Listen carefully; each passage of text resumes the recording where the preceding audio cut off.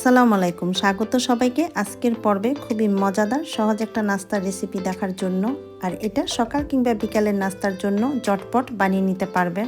আশা করছি রেসিপিটা ভালো লাগবে সবার। তো চলুন দেখে নেওয়া যাক কিভাবে তৈরি করতে হয়। আজকের নাস্তাটা তৈরি করার জন্য আমাদের লাগবে মিষ্টি কুমড়া। এখানে আমি অর্ধেক মিষ্টি কুমড়ার ভিতরের আঁশ বিছে ফেলে ধুয়ে নিয়েছি।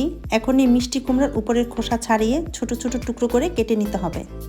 তবে আপনি চাইলে গ্রেটারে গ্রেট করেও নিতে পারবেন। আমি এরকম ছোট টুকরো করে কেটে নিচ্ছি।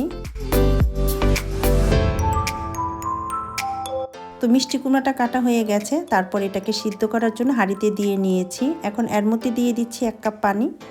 এবার চুলার আঁচ মাঝারিতে রেখে ঢাকনা দিয়ে ডেকে অপেক্ষা করতে হবে এই কুমড়াটা সিদ্ধ হয়ে আসা পর্যন্ত।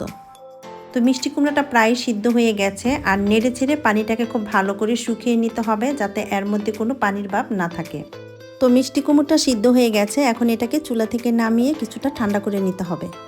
মিষ্টি কুমড়োটাকে ঠান্ডা করে একটা মিক্সিং বলে নিয়ে চামচের সাহায্যে আমি ম্যাশ করে নিচ্ছি। চাইলে ব্লেন্ডারে ব্লেন্ড করে নিতে পারবেন। তারপর এর মধ্যে দিয়ে দিচ্ছি 2টা ডিম। আর ডিমটাকে কিন্তু খুব ভালো করে ফেটিয়ে দিতে হবে।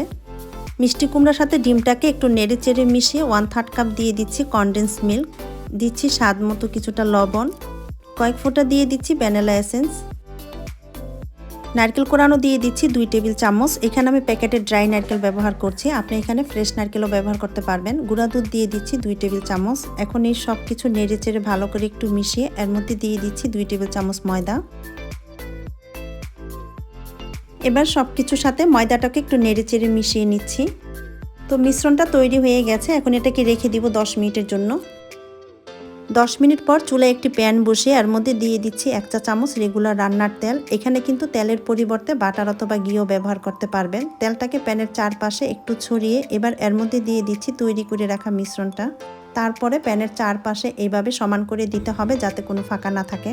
এখন চুলার আঁচ মিডিয়াম লোতে করে ঢাকনা দিয়ে ডেকে দিচ্ছি 8 থেকে 10 মিনিটের জন্য। আর খেয়াল রাখতে হবে নিচ থেকে যেন পুড়ে না যায়। 10 মিনিট পর আমি ঢাকনাটা খুলে নিচ্ছি। একটা পাশ হয়ে গেছে। এবার আমি এটাকে উল্টিয়ে দিচ্ছি। এই পাশটা কিন্তু একদম হয়ে গেছে, দেখতেই পাচ্ছেন। আবারও ঢাকনা দিয়ে ডেকে দিচ্ছি 5 থেকে 6 মিনিটের জন্য।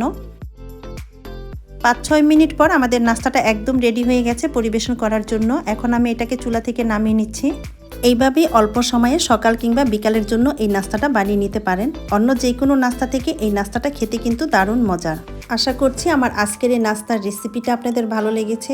ভালো লাগলে চ্যানেলটি সাবস্ক্রাইব করে সাথেই থাকবেন। সবাইকে অসংখ্য ধন্যবাদ জানিয়ে আজকের মতো এখানেই বিদায় নিচ্ছি। আল্লাহ হাফেজ।